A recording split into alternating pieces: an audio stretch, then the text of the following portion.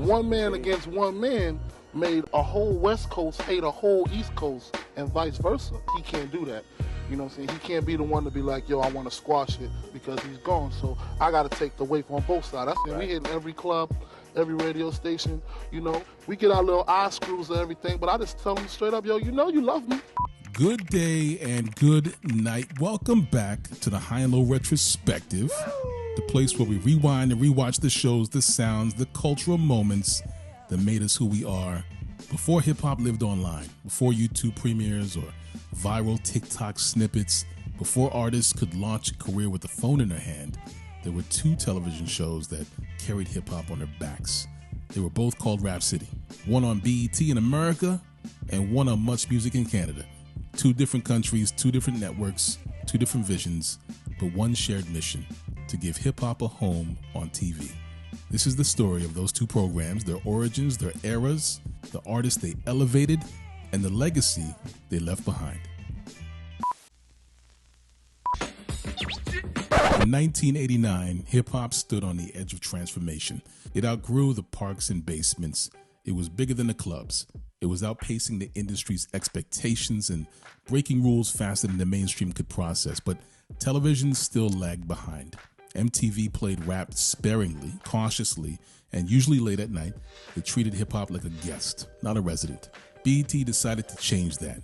On August 11th, 1989, BET launched RapCity, created under the influence of Alvin the Unseen VJ Jones with the support of executives Deborah Lee and Stephen Hill. It became one of the first nationally broadcast TV shows completely dedicated to hip-hop. Yo MTV Raps beat it to the punch by 1 year.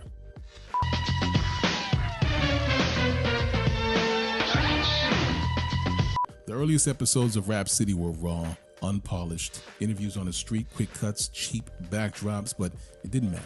BET's RapCity was the first show that looked at rap and said, you belong here. And the hosts were as much a part of the culture as the artists they interviewed.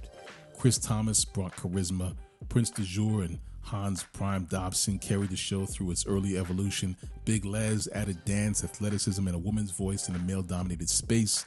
Joe Clair gave the show unmatched energy and comedy.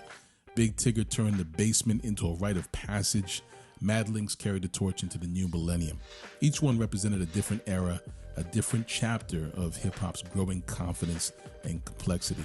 Meanwhile, in Toronto, MuchMusic was preparing its own leap. Around the same time, Jamaican-Canadian VJ Michael Williams created RapCity for a country whose hip-hop identity was still in its infancy. This jam is amplified, so just glide. And let your backbone slide. Canadian artists struggled for radio play, struggled for label attention, struggled for national recognition. Williams saw the gap and built the bridge. And just like in the US, just like in America, the hosts became cultural translators. Williams set the foundation. Master T carried the show through its most influential years, turning weekday afternoons into mandatory viewing. Oliver Walters brought a documentarian's instinct. Namugenyi Kiwanuka brought sharp perspective and global awareness. T-Rex brought the energy of the new era.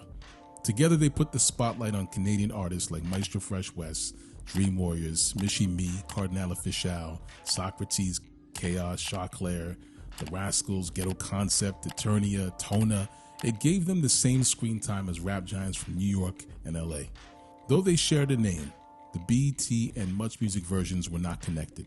Coincidentally, they were born independently on opposite sides of the border, responding to the same cultural necessity.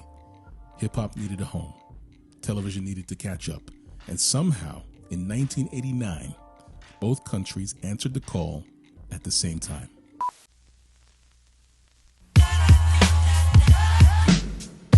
You know how we do it. M-E-T-H-O-D. If you want to understand why RapCity mattered, you have to remember what the music video meant in the 90s and early 2000s. There was no YouTube, no streaming, no instant upload. If you made a video, you needed someone to play it, and RapCity was the gatekeeper. On BET, RapCity introduced the world to the visual identity of hip-hop. It aired everything: Nas's noir storytelling, Snoop's G-funk fantasies, Missy Elliott's surreal hype Williams visions, Outkast's southern futurism, Lauryn Hill's soulful tapestries, Jay-Z's evolution from hustler to mogul, the last days of the Notorious B.I.G.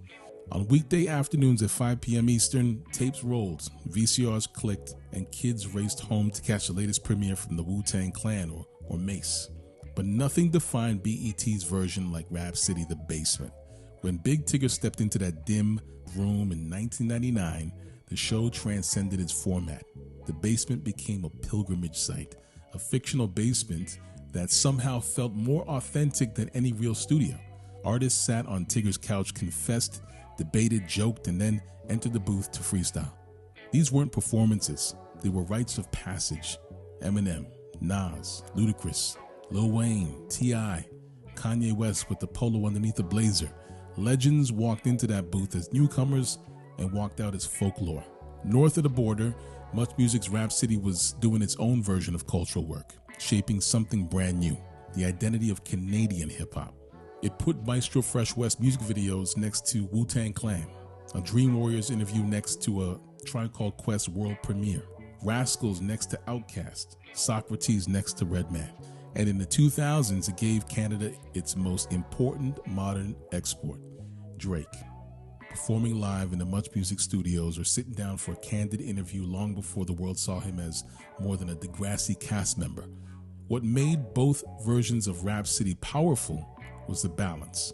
Major stars beside newcomers, American giants beside Canadian pioneers, regional scenes beside global sounds. For a generation, hip-hop didn't just sound like something, it looked like something. And RapCity broadcast that image into living rooms from Harlem to Halifax. One of the most remarkable things about the BET and MuchMusic versions of RapCity is how often the universes overlapped. Take the Wu-Tang Clan. Their videos, Protect Your Neck, Triumph, METHOD, Man, they were weekly staples on BET. But Canada embraced Wu-Tang early and fiercely. MuchMusic interviewed the Wu on multiple occasions, and Method Man, Raekwon, Ghostface, Inspector Deck, they became icons north of the border. Wu wasn't just a rap group, they were the visual language of 90s hip-hop itself. Or a Tribe Called Quest. Their jazz-infused warmth played beautifully on Canadian TV, where MuchMusic's eclectic programming gave Tribe a home. BET aired Tribe prominently as well. Check the Rhyme, Award Tour, Electric Relaxation, all staples in the regular weekly rotation. Q-Tip, with his charismatic ease, became one of the most recognizable faces on both networks. Oh my gosh, oh my gosh. And then there was Busta Rhymes, the universal constant. Few artists were embraced as widely by both shows. Every Busta era, from Leaders of the New School to Woo-Ha and Put Your Hands Where My Eyes Can See, dominated playlists across both countries. BET celebrated his ferocity, MuchMusic celebrated his creativity. Together, they immortalized him. Outkast was a phenomenon. BET helped launch their national rise, giving heavy rotation to Southern playlistic Cadillac Music, Elevators, and Rosa Parks, but Outkast's presence on MuchMusic was arguably even more influential. B.O.B., Bombs Over Baghdad, and Miss Jackson became staples on Canadian television, helping the country embrace the South long before mainstream radio did. And of course, Missy Elliott. She wasn't just an artist on RapCity, she was a genre. MuchMusic loved her boldness, BET loved her brilliance. Her videos, futuristic, humorous, imaginative, became universal events. On both shows, Missy represented what hip-hop could be when it let itself dream. Hi, my name is... By the 2000s, newer cross-border stars emerged. Eminem's videos exploded on both networks. Kanye West appeared on MuchMusic interviews long before global superstardom. Common, The Roots, Mos Def, they sat comfortably in both ecosystems, conscious, artistic, and timeless. And then there was Drake, a symbol of the bridge between both cultures. Born in Toronto, raised in part by MuchMusic's platform, and eventually championed by BET as he rose to global dominance. In many ways, Drake is the final chapter of RapCity's impact. The artist who grew up watching both shows and then succeeded in a world shaped by them. By the late 2000s, the world had changed. The internet had democratized discovery. YouTube became the new gatekeeper. Streaming dethroned television.